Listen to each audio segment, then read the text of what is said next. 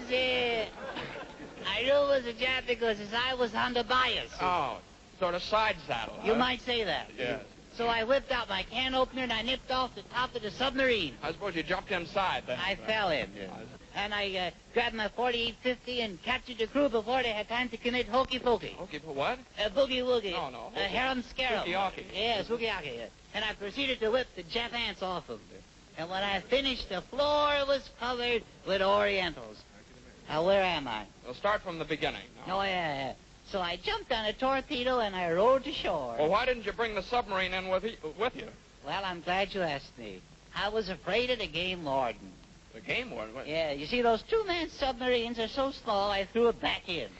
That is all, Your Honor, that is all. Well, now that we have heard the defendant's story in his own words, let us consider the more truthful parts of his testimony.